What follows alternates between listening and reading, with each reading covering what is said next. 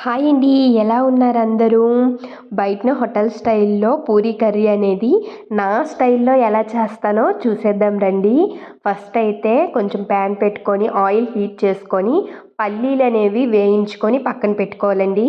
అదే ప్యాన్‌లో కొంచెం ఆయిల్ హీట్ చేసుకొని ఆవాలు, జీలకర్ర, పచ్చెనగపప్పు, కరివేపాకు, కొత్తిమీర, కొంచెం పచ్చిమిర్చి వేసుకొని బాగా ఫ్రై చేసుకోవాలండి.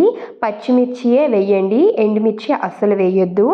అది ఫ్రై అయిపోయిన తర్వాత కొంచెం చాప్ చేసుకున్న ఆనియన్స్‌ని వేసుకోవాలండి. దాంట్లో కొంచెం సాల్ట్ అనేది వేస్తే ఆనియన్స్ అనేవి బాగా మగ్గుతాయి. అది అందరికీ తెలిసిన విషయమే. కాకపోతే తెలియపోయినోళ్ళు ఎవరైనా ఉంటారు కదా అని నేను చెప్తున్నానండి.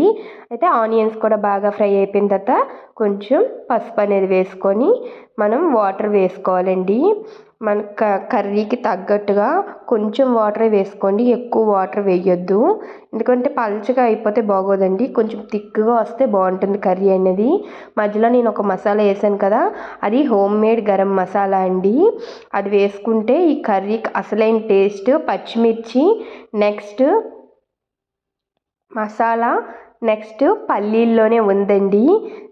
పిండి అనేది పెట్టుకోవాలి. పెట్టుకున్న తర్వాత శనగపిండితో పెట్టుకోవాలండి. ఆ తర్వాత బంగాళదుంప, ఉడికించిన బంగాళదుంప, నెక్స్ట్ పల్లీలు అనేవి వేసుకోవాలి. చట్నీ అనేది సాఫ్ట్గా మెత్తగా ఉంటుంది కదండి.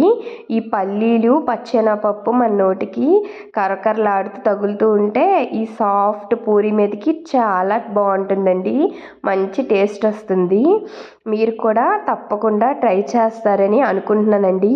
మన ఛానల్ని ప్రతి ఒక్కరు చూస్తున్నారు కానీ ఎవరు కూడా లైక్ చేయట్లేదు, సబ్స్క్రైబ్ చేయట్లేదు.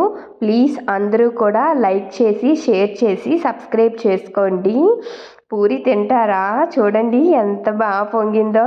వచ్చేయండి, మీరు కూడా పూరి తినేద్దరు, మీకు కూడా పెట్టేస్తాను. ఇదిగో తీసుకోండి.